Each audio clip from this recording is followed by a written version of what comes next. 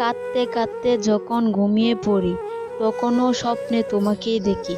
কষ্টেরও একটা ভাষা আছে, কিন্তু সবাই সেটা বোঝে না।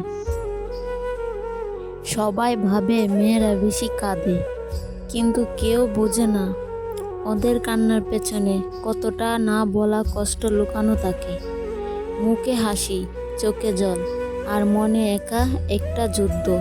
এটাই একটা মেয়ের নীরব যন্ত্রণা। আমি কাঁদি কারণ আমি সব কিছু একা সহ্য করতে শিখে গেছি।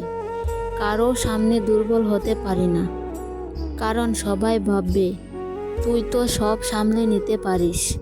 কেউ বোঝে না আমি আসলে ভেঙে গেছি। যাকে সবচেয়ে বেশি ভালোবাসো সেই সবচেয়ে বেশি কষ্ট দেয়। এই সত্যি মেয়েরা সবচেয়ে ভালো বুঝে। বুকের ভেতর জমে থাকা হাজারটা প্রশ্নের উত্তর যদি চোখের জল দিতে পারত, তাহলে কোনো মেয়ে কষ্টে ঘুমাতো না। মেয়েরা কষ্ট লুকিয়ে রাখে কারণ তারা চায় না কেউ বুঝুক তারা কষ্টে আছে। তারা চায় না তাদের চোখের জলকে কেউ দয়া বলে মনে করুক। তাই তো অন্ধকারে কাঁদে, আয়নার সামনে নয়। তাকে হারানোর পরও প্রতিদিন তার অপেক্ষা করা। এই কষ্টটা মেয়েরা চুপচাপ বুকে পুষে রাখে। তারা কখনো বলেও না তুমি কষ্ট দিচ্ছ, কারণ তারা জানে তাদের বলা কিছুই বদলাবে না।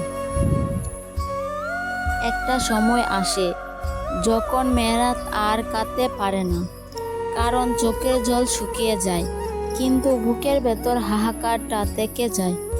সে হাহাকার কাউকে বলা যায় না, বোঝানো যায় না, শুধু সহ্য করতে হয়। ভালোবাসা যদি একতরফা হয়, তাহলে মেয়েরা ধীরে ধীরে ভিতর থেকে মরে যায়।